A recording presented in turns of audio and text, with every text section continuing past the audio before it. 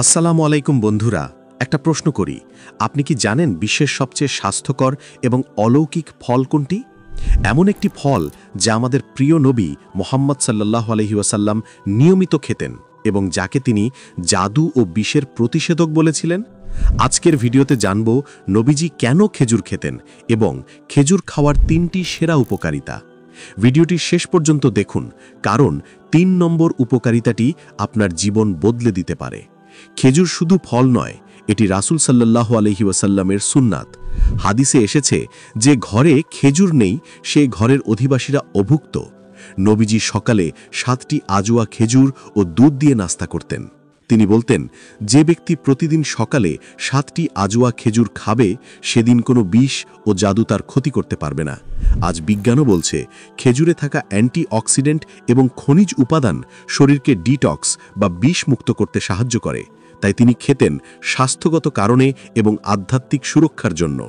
চলুন জেনে নেই এর প্রধান 3টি উপকারিতা। প্রথম উপকারিতা, মস্তিষ্ক ও হৃদযন্ত্রের সুরক্ষা, ব্রেন এবং হার্ট হেলথ। এটা খুবই গুরুত্বপূর্ণ। খেজুরে থাকা পটাশিয়াম এবং ম্যাগনেসিয়াম রক্তচাপ নিয়ন্ত্রণে সাহায্য করে, যা হৃদরোগের ঝুঁকি কমায়। এছাড়া এটি মস্তিষ্কের কার্যকারিতা বৃদ্ধি করে এবং স্মৃতিশক্তি বাড়াতে সাহায্য করে।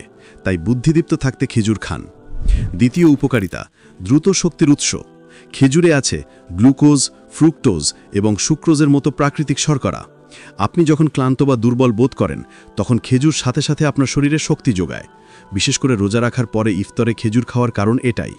তৃতীয় উপকারিতা, হজম শক্তির উন্নতি, ইমপ্রুভড ডাইজেশন।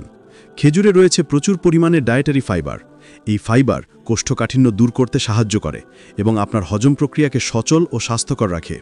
প্রতিদিন কয়েকটি খেজুর খেলে পেট পরিষ্কার থাকে। তাহলে দেখলেন তো, খেজুর শুধু সুন্নাত নয়, এটি একটি সুপারফুড। মহানবী যে খাবারটি বেছে নিয়েছিলেন, বিজ্ঞান আজ তার প্রমাণ দিচ্ছে। প্রতিদিন অন্তত 1 থেকে 3টি খেজুর খাওয়ার অভ্যাস করুন এবং সুস্থ থাকুন।